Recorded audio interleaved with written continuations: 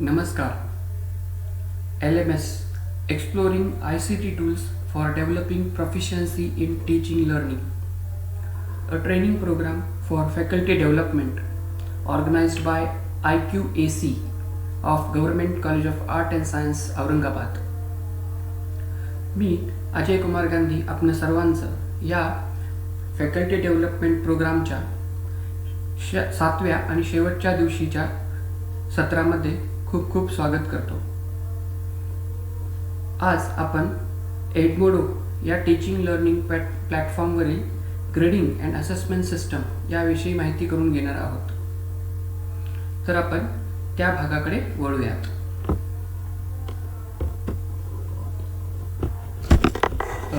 याप्रमाणे आपण सर्व क्रेडेन्शियल्स टाकले एडमोडोच्या ॲप किंवा एडमोडोच्या साईटवरती जाऊन तर आपण आपल्या क्लासपर्यंत पोहोचतो. हे मी या आपल्या क्लासच्या किंवा एडमोडोच्या होम पेजवरती आहे की जो आपण हॅशटॅग वापरून केलेला आहे, ऑर्गनाईज केलेला आहे किंवा कस्टमाइज केलेला आहे. तुम्ही या ठिकाणी तुम्हाला जर काही स्टॉक बघायचं असेल आतापर्यंत तुमच्या हॅशटॅगच्या रिलेटेड आलं तर तुम्ही ते स्क्रॉल डाऊन करून बघू शकता. यावरून तुम्हाला अंदाज येऊ शकतो. त्यानंतर सेटिंग्समधला इथला हा प्रोफाईलचा पार्ट मला असं वाटतं आपण सगळेजण आता करू शकू. तर यापैकी सेटिंग्सचा पार्ट एकदा थोडासा दाखवतो मी. या ठिकाणी तुम्ही स्कूलचं नाव ॲड करू शकता जर असेल आवश्यकता तर मॅन्डेटरी नाही आहे. तुम्ही पासवर्ड तुमचा मोबाईल नंबरही टाकू शकता की कम्युनिकेशनला सोपं पडेल तुम्हाला. आणि त्यानंतर या थोड्याशा गोष्टी तुम्ही भरू शकता. आणि त्याचनंतर सगळ्यात शेवटीची जी आहे ही डिॲक्टिवेट युअर अकाउंट, म्हणजे तुम्ही हे अकाउंट तुमचं डिॲक्टिवेट करू शकता. जर सपोज तुम्ही आत्ता ॲक्टिव्हिटी करत असताना एक कोणता तरी ईमेल ॲड्रेसवरती की जो नको होता तुम्हाला त्याच्यावरती ॲक्टिवेट होणं ॲज अ टीचर म्हणून जर असेल, ॲज अ टीचर असणं आवश्यक आहे त्याच्यात, तर तुम्ही त्या अकाउंटला डिॲक्टिवेट करू शकता. तर डिॲक्टिवेट करण्यासाठी फक्त तुम्हाला सेटिंग्समध्ये येऊन इथे करून डिॲक्टिवेट करावं लागेल. मी आता करत नाही कारण मला ह्या अकाउंटवरती बरंचसं काम बाकी आहे. तुम्ही ही प्रक्रिया पुढे करून बघा, तिथून तुम्ही डिॲक्टिवेट करू शकता. तर हा एक छोटासा पार्ट होता आपण सुरू करण्या अगोदर आपल्या मेन टॉपिकला, तर तो तुम्ही बघा. आणि त्याच्या शेजारी नोटिफिकेशन्स की तुम्हाला काय काय तुमच्या अकाउंटवरती ॲज अ स्टुडंट्स विद्यार्थ्यांनी ॲक्टिव्हिटी केली आहे किंवा बाकी तुमच्या कोलॅबरेटिव्ह टीचर्सनी काय ॲक्टिव्हिटी केली आहे, तर यासारखे नोटिफिकेशन्स तुम्हाला इथे हँडी मिळून जातात की जे फेसबुकमध्येही तुम्ही बघता नेहमी. त्यानंतर आपण आपल्या क्लासवरती जाऊ. हे होमपेज होतं. त्यानंतर आपण क्लासवरती जाऊयात. क्लासवरती आपण कर्सर घेऊन गेलो की आपल्याला 3 टॅब दिसत आहेत. त्याच्यामध्ये सब टॅब्स म्हणता येईल या क्लासमध्येच. फक्त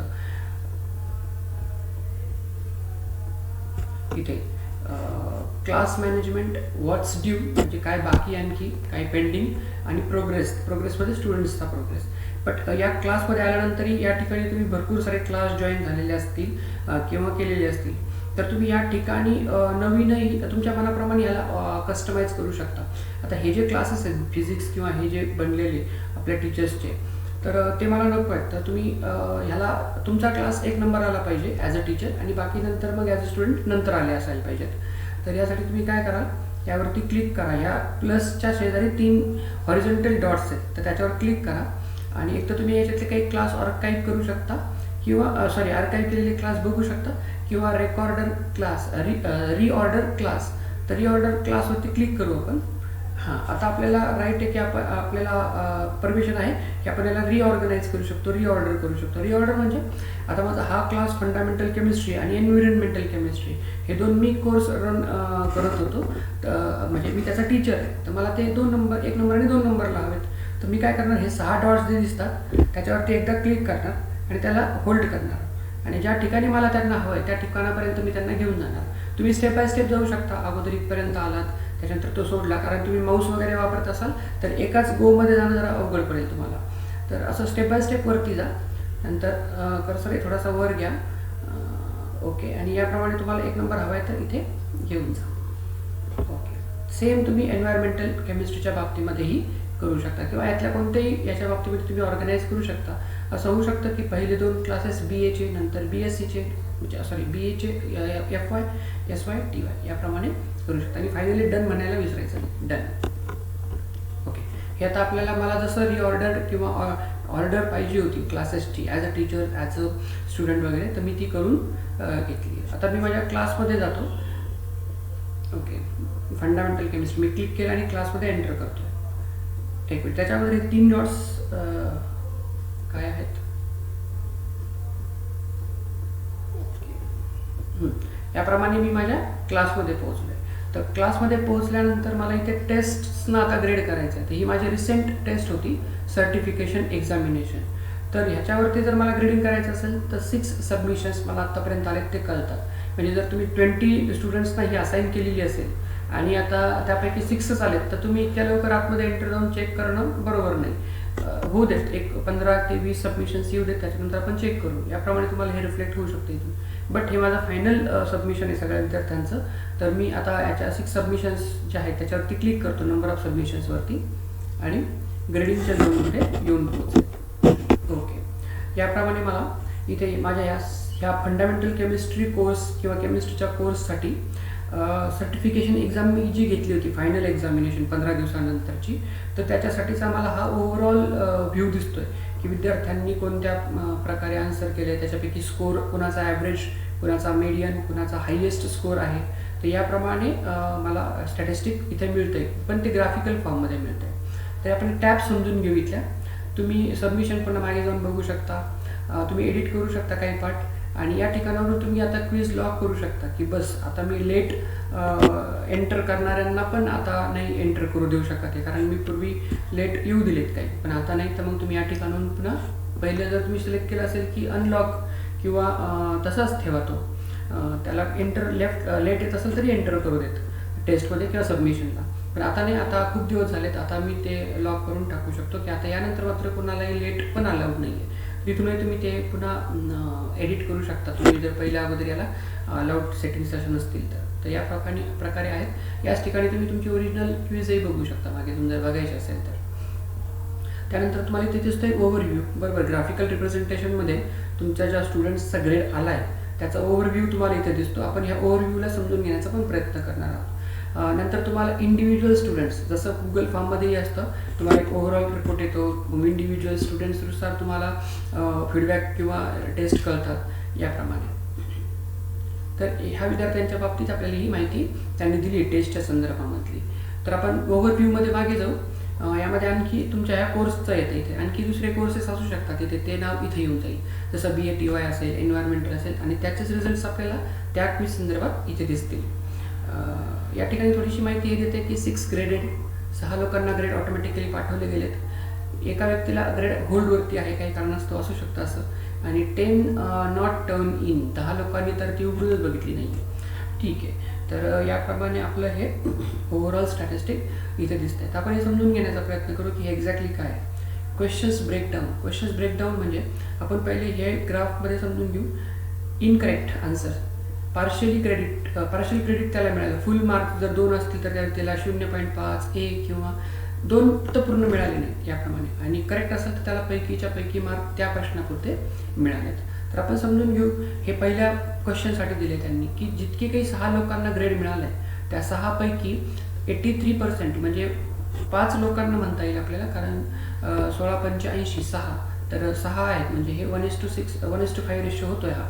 तर या लोकांना त्यांनी आन्सर्स बरोबर दिले. 83% लोकांनी, म्हणजे 6 पैकी 5 लोकांनी याचं उत्तर बरोबर दिले पहिल्या प्रश्नाचं, पण एका व्यक्तीला चुकता येते.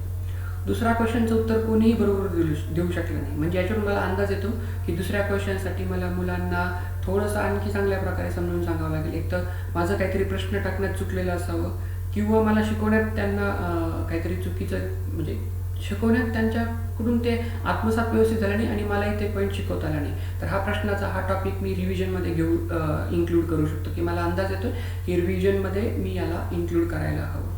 या ठिकाणी पार्शियल क्रेडिट मला ओपन करून बघावं लागेल की एक्झॅक्टली कोणता पार्ट विद्यार्थ्यांनी चुकीचा दिला आहे. 50% जो पार्शियल क्रेडिटचा दिसतोय, कारण 50% विद्यार्थ्यांनी म्हणजे 6 पैकी 3 लोकांनी तर एक्झॅक्टली बरोबर दिलं, त्यांना फुल क्रेडिट मिळालं आहे याचं. पण बाकीच्या 50%ांना पार्शियल क्रेडिट मिळाले, जसं की त्यांना 2 पैकी 0.5, 1 किंवा 1.5 असे मार्क मिळालेले असतील. तर तेही मी चेक करू शकतो की एक्झॅक्टली ते कुठं चुकले. त्यांनी चुकीचा पर्याय निवडला आहे की बरोबर पर्याय ते निवडू शकले नाहीत याचा अंदाज येऊ शकतो. म्हणजे प्रत्येक प्रश्नासाठी तुम्हाला अंदाज येऊ शकतो की मला ह्या विद्यार्थ्यांना रिव्हिजन पार्टमध्ये कुठे काय शिकवावं लागेल, कोणत्या पार्टवरती मी फोकस दिला असेल. आता एखादाच विद्यार्थी इथं असेल की त्यांनी चुकीचं दिले, तर हा प्रश्न रिव्हिजनमध्ये आपण ओझरता घेऊ शकतो. बट पूर्णचे पूर्ण विद्यार्थीच हा प्रश्न चुकीचा देत आहेत, तर मला माझा क्वेश्चन चेक करणं आवश्यक आहे. टीचिंगमध्ये तो चुकून मी काहीतरी चुकीच्या पद्धतीने शिकवलं आहे किंवा काहीतरी झालं आहे, किंवा विद्यार्थ्यांना तो जरा जास्त स्टक गेला आहे आणि कळाला नाही, त्याची हार्डनेस जास्त होती, असाही अंदाज आपण बांधू शकतो, असाही आपल्याला अंदाज येऊ शकतो. या ठिकाणी सेम तसंच याप्रमाणे तुम्ही हे जे रेड कलरचे क्वेश्चन झालेत, याचा अर्थ असा होतो की हे प्रश्न कुणी आन्सर करू शकलेलं नाही आहे, तर त्याच्यामध्ये मला असं वाटतं की खूप स्कोप आहे आपल्याला रिव्हिजन घेण्यासाठी. याप्रमाणे आपल्याला ग्राफिकल रिप्रेझेंटेशनमधून तो एक्सेल शीट बघण्याची आवश्यकता नाही आहे किंवा इंडिव्हिज्युअल ग्रेड बघण्याची आवश्यकता नाही आणि मग लिस्ट करायचं की अरे हा प्रश्नाचं कुणीच उत्तर दिलं नाही. तुम्हाला लगेच इथं ओव्हरऑल पिक्चर समोर मिळून जातं की ह्या क्वेश्चनला कुणी आन्सर करू शकलं नाही, म्हणजे 2, 5, 7, 11 या प्रश्नांसाठी रिव्हिजन खूप आवश्यक आहे. मग यासाठी तुम्ही काय करू शकता, विद्यार्थ्यांकडून हे प्रश्नांचं विस्तृत आन्सर मागवू शकता की म्हणजे तुम्हाला एक्झॅक्टली अंदाज येईल. जसं केमिस्ट्रीमध्ये काही थेरॉटिकल पार्ट असतो, काही तुम्हाला म्हणजे काही कॉन्सेप्च्युअल पार्ट असतो त्या वर्गाचा, पण काही मॅथमॅटिकल पार्ट असतो की जो तर जर कॉन्सेप्च्युअल पार्ट आपल्या बाजूने शिकवताना राहिला असेल तर चुकण्याची शक्यता असते. बट कॉन्सेप्च्युअल पार्ट जर आपल्याकडून व्यवस्थित गेलेला असेल त्यावेळी आपण मुलांना मॅथमॅटिकल पार्टच त्या वर्गाचा नसलेला किंवा मागील 11वी 12वीचा असलेला तो जमत नसेल, तर आपल्याला तिथे त्यांना त्या प्रकारे गाईड करता येईल. जसा हा मॅथमॅटिकल क्वेश्चन असू शकतो की ज्यात मॅथमॅटिकल स्टेप्स त्याच्यातले येत नाही, पण केमिस्ट्रीची कॉन्सेप्ट कळायला नाही. तर या प्रकारे ह्या क्वेश्चन्सच्या बाबतीत आपल्याला काहीतरी ॲनालिसिस करता येईल आणि त्याप्रमाणे आपल्याला त्या टॉपिकवरती रिव्हिजन हवी आहे का, काय करायचं याचा अंदाज येऊ शकतो.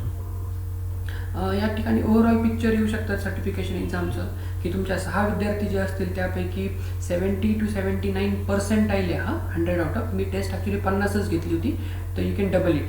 तर एकच व्यक्ती आहे की ज्याला तो आउटस्टँडिंग परफॉर्मन्स किंवा एक नंबर 70 to 79 मध्ये येऊ शकतो. त्यानंतर 4 लोक अशी की त्यांनी ॲव्हरेज नाही म्हणता येणार बट ए ग्रेड मध्ये आली 60 to 69 अँड 20 to 29 हे जे आहेत त्या मार्क्समध्ये, म्हणजे तो एकच विद्यार्थी की जो इतका लो किंवा आपण म्हणू शकतो की फेलमध्ये जातो. त्याचा ओव्हरऑल माझ्या टेस्टचा पर्सेंटाईल रिझल्ट जो 83% येऊ शकतो असा अंदाज आहे. कारण इथे आपल्याला समजू शकतं ते याच पहिल्या प्रश्नामध्ये वन ओनली कॅनॉट आन्सर दिस क्वेश्चन, पण मी हे जे बोलतो इकडलं रँकिंग ते ओव्हरऑल आहे, म्हणजे याचा almost 80% students succeeded and out of that 80% 20% is almost 20% of 80%. The almost is only 1% or 20% can excel up to O grade, and remaining can excel up to A grade only or A grade. So I have scope to improve on this, and I have a lot scope to provide remedial coaching for these people. Here only a very small number of students appeared in the examination, so these numbers looks like very simple to analyze. But think about the test where about 100 students were graded or turned in, and 100 students have been graded. So in that situation, this number will be very large, and you can just in percent we'll talk about that 20% of the students from the class need to be given with the remedial coaching, and these some 60% you can say 60% can perform better, so they can easily get into excellent category. And these excellent students I need to provide them with some provide some other extra coaching also. I mean, not extra coaching, but I need to pay attention on them so they can perform more better than they may better perform here, but I need to provide them with some study material so they can go into this category and they can achieve more success, not in terms of marks but in terms of conceptual clarity and some other aspects. Other thing I can analyze from this is that this particular group I can consider for JAM preparation or university examination preparation also. So I can group these peoples also, having data of some consecutive 10 assignments or 10 tests. I can have a overall idea about the group of peoples. I can shortlist them from Excel file that these peoples have up to the mark consistency in their performance from the test 1 till test 10 or assignment 1 to assignment 10. So I can I can take them into a extra coaching for the competitive exams in science subjects also, like SGM and other. So this also one can get from the analysis of the grading. So this is very handy and very good and positive point in Edmodo, that we have this kind of presentation easy here. Okay, then this is how out of 50 points 61 were able to have the average score.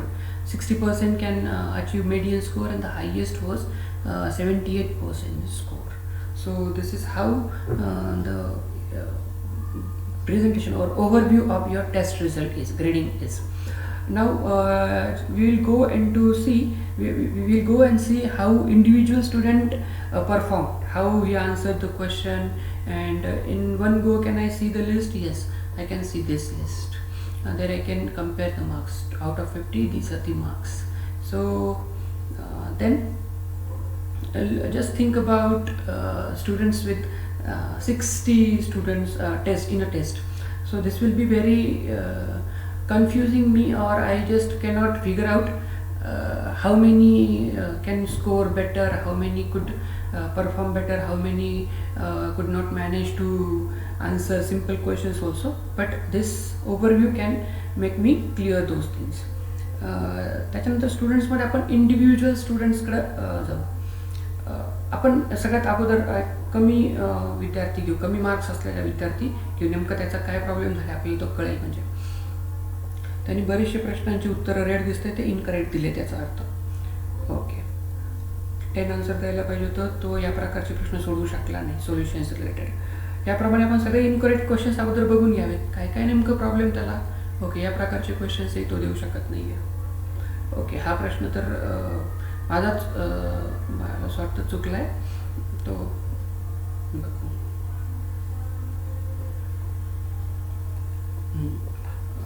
नाही, चुकला नाही आहे, फक्त decimal पॉईंटचा issue यांनी केलेला आहे. Write only number no decimal point, यांनी काहीतरी चुकीचं लिहिलं असेल, डेसिमल पॉईंट टाकलेला असेल, असंही होऊ शकतं. ओके, त्यानंतर पार्शली क्रेडिट. याप्रमाणे तुम्ही बरेचसे आणखी प्रश्नांची उत्तरं ॲनालाइज करू शकता की तुम्ही कुणाचं एक्झॅक्टली चुकलं असावं आणि काय. तर याप्रमाणे आपण ॲनालाइज करू शकतो. हे झालं सगळ्यात कमी स्कोर असलेल्या विद्यार्थ्याचं. तुम्ही एक तर बॅक पेजला जाऊ शकता, किंवा इथे तुम्हाला छोटासा त्रिकोण रूफ टाईप लाईफ स्ट्रक्चर दिसत असेल हॉरिझॉन्टल, इथून आपण क्लिक करून बघू. ओके, इथूनही तुम्ही जाऊ शकता. या त्रिकोण जो दिसतोय तुम्हाला ब्लॅक कलरचा, त्याच्यावर टॅप केलं की तुम्हाला नेक्स्ट स्टुडंट येतोय, किंवा तुम्ही या त्रिकोणावरती टॅप करून नेक्स्ट स्टुडंट, तिथं लिहिलं आहे स्विच स्टुडंट. ओके, आता Chaitanya Ingale he got 34 marks. So need to check. इथे तुम्हाला कळत असेल, इथे 1 नंबरचा प्रश्न जो आहे तो तिकडे आणि इकडे वेगळा होता, शफलिंग होतं.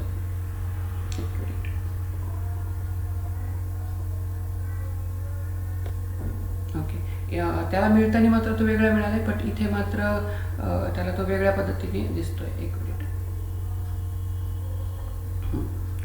हां, हे right conversion factor just as 100 or 100 etcetera, पण त्यांनी चुकीचं लिहिलं आहे आणि तो चुकीचा दिला. याच्या ठिकाणी मी तो कॉमेंट टाकू शकतो, पण ही कॉमेंट याच्यामध्ये वर्क करत नाही, त्याच्यामध्ये कॉमेंट वर्क करत नाही.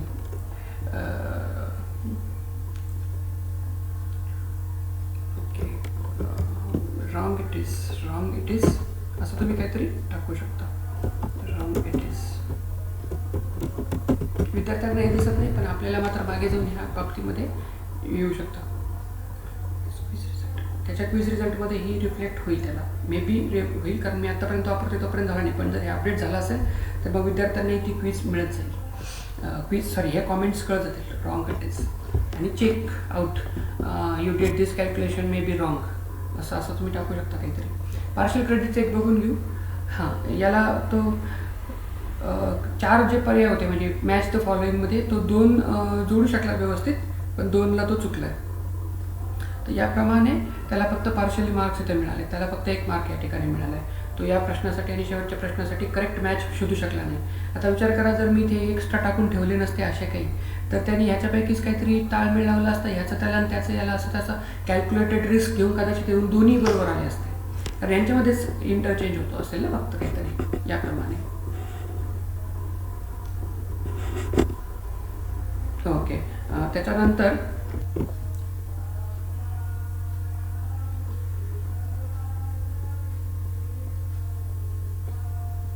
ओके सॉरी, त्याच्यानंतर तुम्हाला याप्रमाणे कंप्लीट करेक्ट असेल तर त्याचा ग्रेड अगदी व्यवस्थित 2पैकी 2 त्याला मार्क्स या प्रश्नासाठी दिसतात. ओके, असं याप्रमाणे आन्सर येते.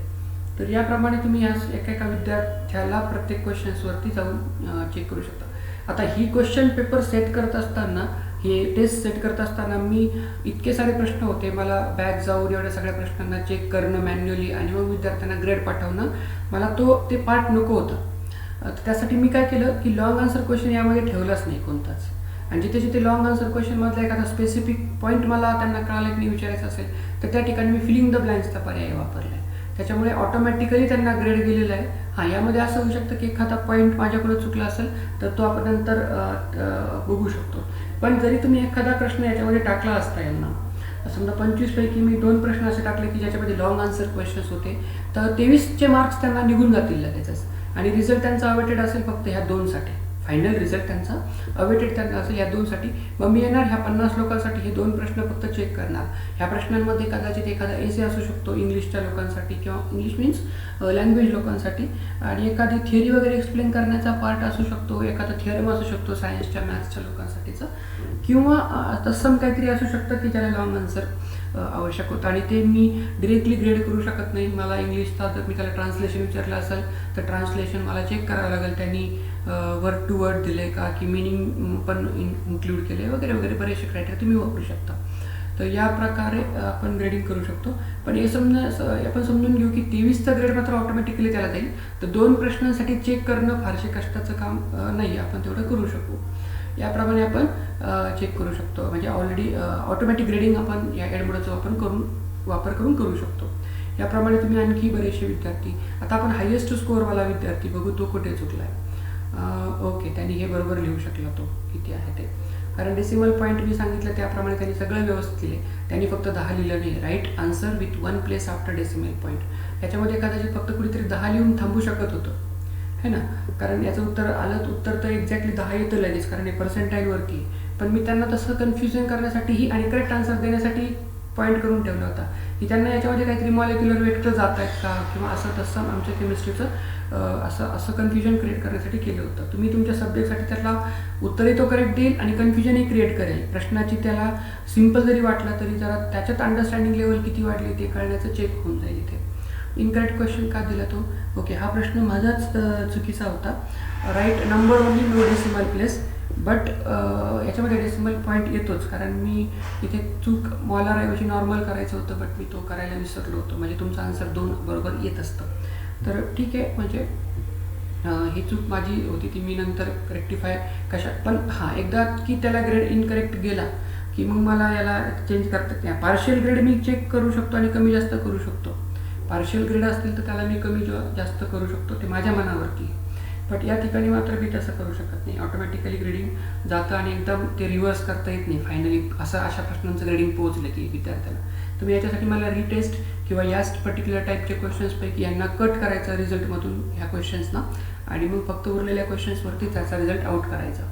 पण शक्यतो प्रश्न फ्रेम करत असताना चुकू देऊ नयेत. इनकरेक्ट हाही प्रश्न त्यांचं चुकीचं उत्तर येतं आहे. याप्रमाणे बरेचसे असे क्वेश्चन्स आहेत. पार्शियल ग्रेडिंग, ओके, याप्रमाणे त्याला मार्क्स मिळत आहेत. तर ह्या टेस्टवरूनही मला अंदाज येऊ शकतो की 39 the student who can score this much high, still she is not capable of understanding this concept, or she is having some issue with some other concept. तर मला असं पण अंदाज येतो की हुशार विद्यार्थी जे आपण वर्गातले म्हणतो की ज्यांना ग्रास्पिंग पॉवर चांगली, त्यांनाही हा प्रॉब्लेम झाला आहे पॉईंट समजून घ्यायला. तर आपण त्याप्रमाणे पण चेंजेस करू शकतो आपल्या टीचिंग मेथडॉलॉजीमध्ये किंवा कॉन्सेप्ट क्लिअर करण्याच्या उदाहरणं देण्याच्या पद्धतीमध्ये. तर याप्रमाणे ग्रेडिंगचा आपण वापर करू शकतो. याप्रमाणे पुढे जाऊ शकता तुम्ही आणि सगळ्या विद्यार्थ्यांचे स्कोअर्स चेक करू शकता. लोएस्ट विद्यार्थी टू हायेस्ट विद्यार्थी पहिलं बघून घेतलं की आपल्याला अंदाज येऊन जातो की नेमकं काय काय प्रॉब्लेम आपल्याकडून झालेले असावेत त्या टेस्ट टाकत असताना, किंवा मग विद्यार्थ्यांना एक्झॅक्टली कुठे कुठे प्रॉब्लेम्स आलेले असतात. ओके, तर याप्रमाणे आपण हे ॲनालिसिस बघू शकतो. तर आपण एकदा क्लोज करू ह्याला आणि मी पार्शियल ग्रेडिंगचा एक प्रश्न तुम्हाला दाखवतो की जेणेकरून तुम्हाला इथे तर सगळे ऑटोमॅटिक ग्रेडिंगचे होते, पण पार्शियल ग्रेडिंगमध्ये कसा स्कोप आहे आपला ते आपण बघूया. तर मी क्लासमध्ये पोहोचतो माझ्या आणि ओके, इथून मी एक्झिस्टिंग एखादी लोड करतो क्विज. तर त्याच्यापैकी मी सेट केलेल्या क्विज असतील तर त्याच्यापैकी एखाद्या 2 क्विज अशा आहेत की ज्याच्यामध्ये तिथे बघू आपण लॉंग आन्सर्स क्वेश्चन्स वापरलेले असतील त्याच्यामध्ये. ओके, तर त्याचे आन्सर्स त्यांनी याच्यामध्ये नसतील पाठवले, बट त्यांना त्याचे आन्सर्स मी PDF फाईलमध्ये मागवले होते. तर आपण मागे जाऊयात. तर D2 क्वेश्चन्सवाली क्विज आहे, तर इथून मला ती बघावी लागेल. तिथून मला फक्त क्विज कोणती मी ती शोधली. सॉरी, इथून आपण त्याला तुम्हाला माहिती आहे की तुम्ही याला शॉर्टलिस्ट हे करू शकता, सॉरी श्रिंक करू शकता किंवा फिल्टर आउट करू शकता. तुम्हाला फक्त क्विजेस हव्या तिथे. तर या क्विजेसमध्ये याप्रमाणे D12 या क्विजमध्ये आपण पोहोचू आणि त्याच्यावर क्लिक करू आपण. ओके, या ठिकाणी ग्रेडिंग तुम्हाला दिसणार नाही कारण ते आपण मी PDF फाईलमध्ये मागवलं होतं. सुरुवातीला बऱ्याचशा टेस्ट मी त्यांना इथे सबमिट न करता तुम्ही लॉंग आन्सर्स करा, त्याच्यावरती तुम्ही एक्झॅक्टली काय रफ वर्क करता, कशा स्टेप्स वापरून पोहोचता त्या उत्तरांपर्यंत ते विचारलं होतं. कारण सुरुवातीला ते बघणं आवश्यक होतं डिरेक्ट आन्सर मागवण्यापेक्षा. तर रेवती गायकवाड या विद्यार्थिनीची क्रेडिट बुक बघू आपण. यामध्ये तिला अनग्रेडेड 1.5 पॉईंट्स दिले गेलेत. तर पार्शियल क्रेडिट मी कसं करू शकतो, मला याच्यापैकी ती ॲटलिस्ट 3 अरेंज करू शकली, म्हणजे A आणि सॉरी 2च अरेंज करू शकेल, तिसरं चुकीचंच राहील बाय डिफॉल्ट. तर ॲटलिस्ट A आणि D मध्ये ती डिफरन्शिएट करू शकली की Aमध्ये तो आला, म्हणजे पर्टिक्युलर रिझन होतं की A आणि Dला ती ऑर्डर नाही देऊ शकली तशी, म्हणजे देऊ शकली बरोबर की तशी नाही ऑर्डर, त्याची चुकीची ठरली असते ती. तर याप्रमाणे मी तिला असं म्हणू शकतो की संपूर्ण 2 मार्क्स तर नाही मिळणार तुला, पण तू A आणि D मध्ये डिफरन्शिएट केलंस आणि त्याचं रॅशनलायझेशनही व्यवस्थित दिलं. तर याला मी पूर्ण मार्क कट करेल असं नाही, पण ॲटलिस्ट 1.5 पैकी 1 मार्क नक्की देऊ शकतो मी. तर 1 मार्क मी त्याला देऊन पुढे जाणार अनग्रेड करण्यासाठी. Comments just go to PPT और video again, see video back, video see वगैरे, म्हणजे शॉर्ट असं करू शकतो कॉमेंट, किंवा असं काहीतरी चुकतं या विद्यार्थिनीचं. किंवा मी अशी ग्रेडिंग इथे करून ठेवू शकतो की शी मेड दिस मिस्टेक सेकंड टाईम. असं होऊ शकतं की पूर्वी तिने अशी एक मिस्टेक केली त्या व्यक्तीने, आता ती करते. अनग्रेडेडमध्ये इथे पुन्हा तेच तुम्ही पार्शियल ग्रेड असं या प्रकारे. ओके, मला इथे बऱ्यापैकी सगळं समजतं आहे आणि इथं थोडासा कन्फ्युजन क्रिएट करणारा होता प्रश्न. तर या सिच्युएशनमध्ये मी त्याला 1.5 मार्क्स देऊन टाकेल, बट खाली कॉमेंटमध्ये लिहिल की मी ह्या कन्फ्युजनचा बेनिफिट तुला मिळतो आहे, बट अशा कन्फ्युजन क्रिएट न करणाऱ्या क्वेश्चनमध्ये तुला वेगळा ग्रेड मिळू शकतो. याप्रमाणे प्रत्येक ग्रेडला तुम्ही पार्शियल ग्रेडिंग करू शकता. तुम्हाला हवं तर तुम्ही अगदी 0.5 मार्क, याच्यासाठी एकच उत्तर लिहून असं चालणार नाही. 3 मार्क जरी असले तरी मी याला 0.5 मार्क देणार.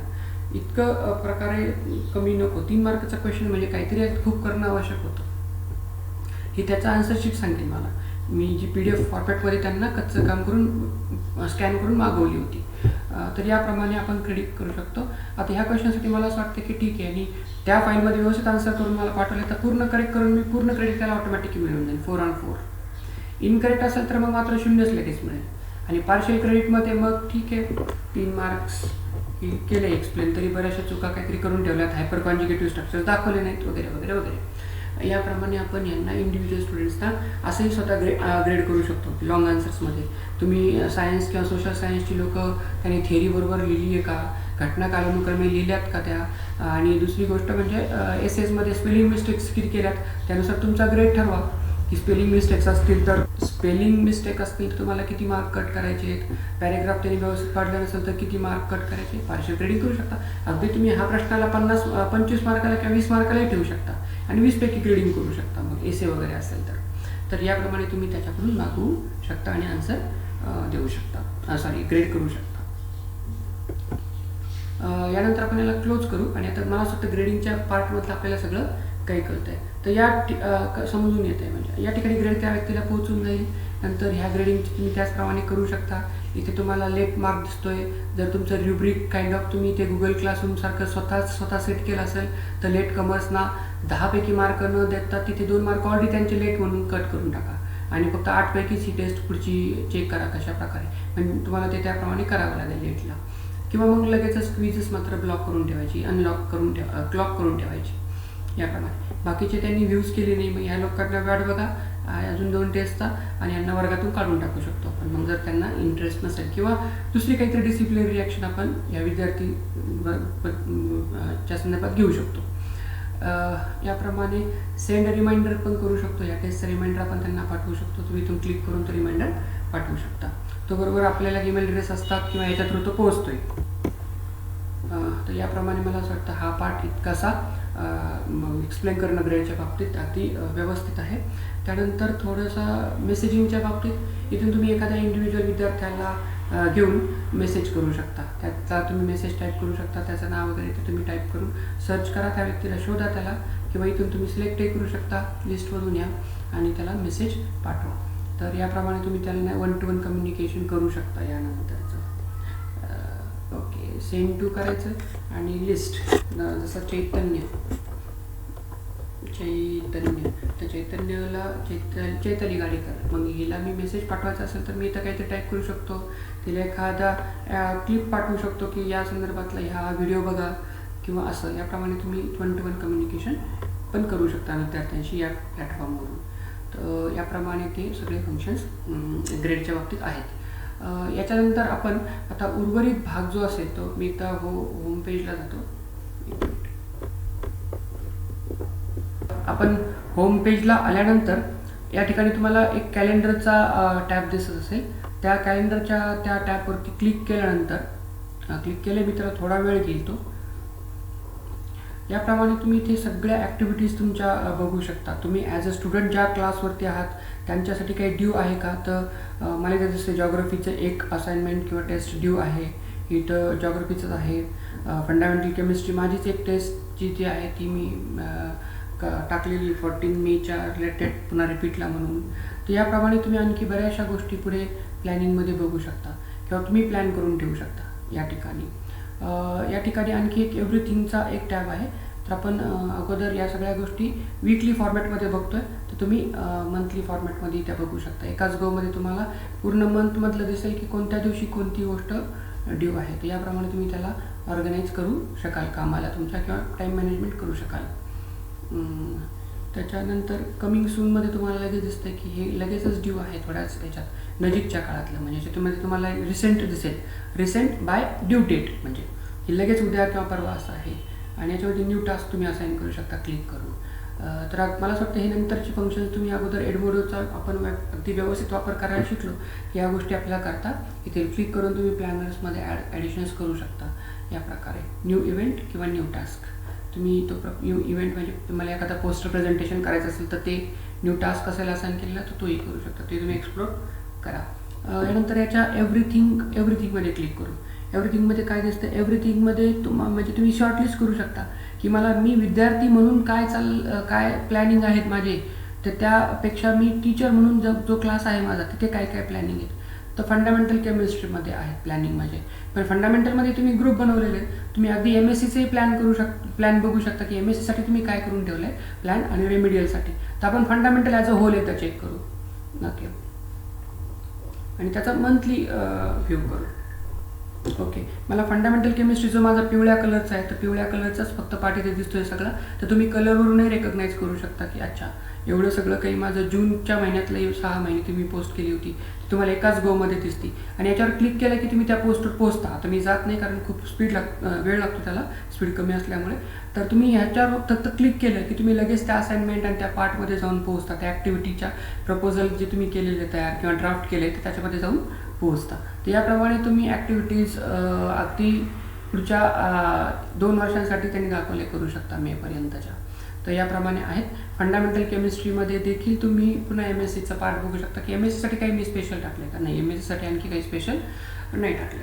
त्याच्यानंतर सेटिंग्समध्ये एक तर तुम्ही प्रिंट करू शकता हे हे प्रिंट करू शकता डिरेक्टली पेज की ही माझी ॲक्टिव्हिटी आहे आणि ती समोर माझ्या टेबलाच्या ग्लास खाली असली म्हणजे मला लगेचच ती दिसत राहील कम्प्युटर किंवा मी ऑफलाईन असताना. तर प्रिंट करू शकता ही गोष्ट आणि एक्सपोर्ट पण नको प्रिंट करायला, पेजेस उगाचच वापरायचे. आणि एक्सपोर्ट पण तुम्ही करू शकता. तर एक्सपोर्ट करण्यासाठी काय आहे बघू आपण. एक्सपोर्ट करण्यासाठी तुम्ही वेबसाईटवरती पोहोचता, इंटरनेट कनेक्टिव्हिटी हवी असते तुम्हाला. म्हणजे तुम्ही ॲप जरी वापरत असाल तरीही आणि तुम्ही क्रोमवरचं ॲप जरी वापरत असाल असं तर हे सोपंच पडेल तुम्हाला. क्रोमवरचं हे जरी ॲप वापरत असाल तरी तुम्हाला शेवटी नेट कनेक्शनवरती येऊन तुम्हाला इथपर्यंत यावंच लागतं. इथून लॉग इन करू आपण आपल्या अकाउंटमध्ये. जर लॉग इन नसेल तर मी इथून लॉग इन करतो. Okay, authentication मागतंय.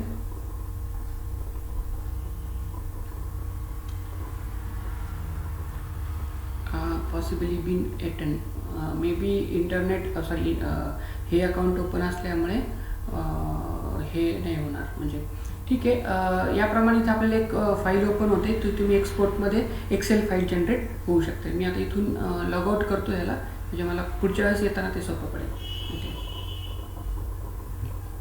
ओके, मी ह्याला कट करतो अगोदर. ओके, आणि आता पुन्हा तीच रिपीट प्रोसिजर करतो सगळी आणि तुम्ही ती डायरेक्टली तिकडे बघू शकता. मग इथे मी फंडामेंटल केमिस्ट्री करून घेतलं आहे, म्हणजे इथे मला काहीतरी दिसेल. हां, मी मागे केलं नव्हतं ते आता करतो आहे. नंतर यानंतर एक्सपोर्टमध्ये क्लिक करू. ओके, झालं इथे ऑन. तर याप्रमाणे ते आपल्याला मी तुम्हाला दाखवतो ते. एक मिनिट ते जरा दिसायला घेऊ. हां, ऑटोमॅटिकली हे डाउनलोड ओपन होत आहेत असे. तर तुम्हाला ते विचारते आय कॅलेंडर फाईल डाउनलोड करायची, याच्यामध्ये काय ऑप्शन्स आहेत. ओके, एवढंच आपल्याला ऑप्शन आहे. तर या नावे अजय ए गांधी 161411 नावे आपल्याला ती डेस्कटॉपवरती सेव्ह करता येईल आपल्याला ती फाईल. तर याप्रमाणे आपण सेव्ह करू त्याला आणि मग आपण पुढे बघूयात. तर कुठे सेव्ह होती या ठिकाणी आणि त्याला क्लिक करा. त्याला थोडासा वेळ लागेल ओपन झाल्यानंतर. तर त्याच्यामुळे आपण थोडंसं दुसरं काहीतरी काम करता येत असेल तर बघूयात. या ठिकाणी आल्यानंतर आणखी काय होऊ शकतं ॲपवरती ह्या ॲक्टिव्हिटीज ते बघूयात. हे विकली मंथली प्लॅनर होतं, व्हेरीफाय नंबर, एक्सपोर्ट, टुडेची ॲक्टिव्हिटी तुम्ही लगेच बघू शकता की आजचं काय आहे दिवसभराचं प्लॅनिंग क्लासवरती. तर ते बघून घ्यायचं. याप्रमाणे तुम्ही याचा वापर करू शकता. यामध्ये आणखी काय व्हॉट्स ड्यू असलेल्या गोष्टी लगेच घालतील. प्रोग्रेस बघू आपण. प्रोग्रेसमध्ये काय दिसतं आहे, एक मिनटं एकदाच क्लिक करायचं. माय स्टुडंट बॅच. ओके, फंडामेंटलमध्ये दिसतं आहे तुम्हाला. ओके, हां, याप्रमाणे तुम्हाला इथे गोष्टी प्रोग्रेसमध्ये मिळू शकतात. फंडामेंटल केमिस्ट्रीचा प्रोग्रेस वगैरे. लायब्ररी तर आहेच. मेसेजिंग सिस्टीम इथूनही वापरू शकता तुम्ही. ही नोटिफिकेशन इथेही तुम्हाला दिसू शकतात.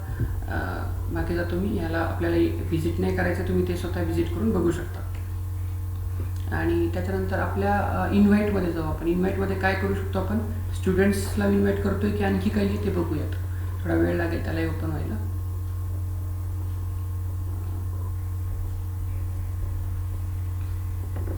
ओके, इन्व्हाइटमध्ये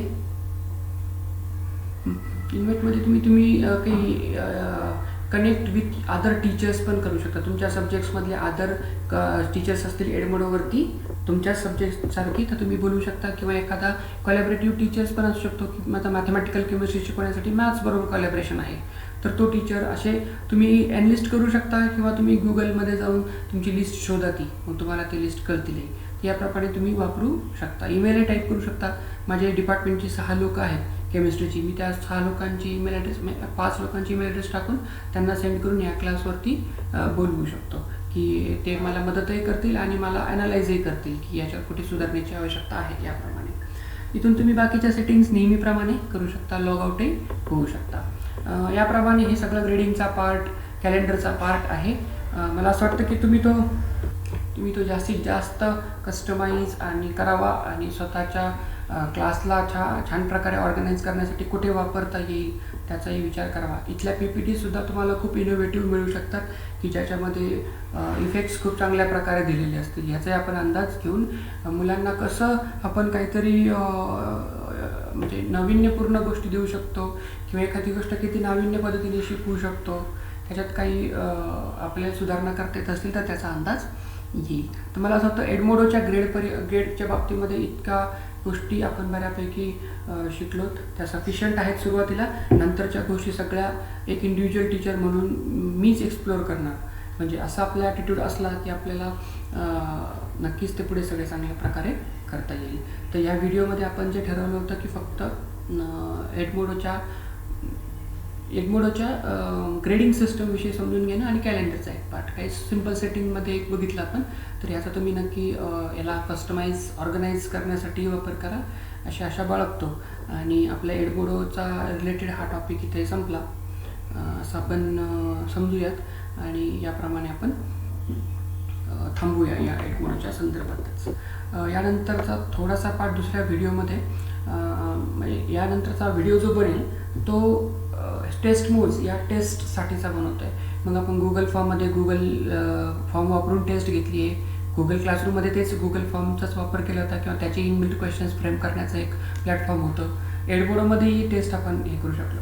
पण ह्या तिघांचेही काही ना काही प्लस मायनस आहेत, पॉझिटिव्ह नेगेटिव्स आहेत, काहींचे लिमिटेशन्स आहेत, काहींचे ॲडव्हान्टेजेस आहेत. तर ह्या सगळ्या ॲडव्हान्टेजेसना जर आपण ओव्हरकम एखाद्या दुसऱ्याच टेस्ट प्लॅटफॉर्मनी, की तो ह्या व्यतिरिक्त बाहेरचा आहे कोणता तरी प्लॅटफॉर्म, तर त्यात तो तसा एक टेस्ट मोज म्हणून एक प्लॅटफॉर्म आहे, तर तो आपण शिकण्याचा प्रयत्न करू. की तुम्ही एक वेगळीच टेस्ट वेगळ्याच प्लॅटफॉर्मवरून कंडक्ट करताय, की समजा हा कोर्स तुम्ही काही दिवसांसाठी डिॲक्टिवेट ठेवताय किंवा आर्काईव्ह करून ठेवला आणि आता त्याच्यावरची टेस्ट तुम्ही घेताय. तर टेस्ट मोजचाही आपण विचार करू की शिकू की त्याचा वापर आपण करू शकू का, आणि त्याच्यात आपली आत्तापर्यंत गुगल फॉर्मच्या वेळेस प्रश्न सेट करत असतानाचे प्रॉब्लेम आणि एडमोडोमध्ये प्रश्न सेट करत असतानाचे प्रॉब्लेम सॉल्व्ह होत आहेत का, तर आपण टेस्ट मोजमध्ये शिकूयात. दुसरा व्हिडिओ त्याच्यावरती असेल. थँक्यू सो मच आणि हॅपी लर्निंग आणि implement the technology to increase your proficiency. Thank you so much.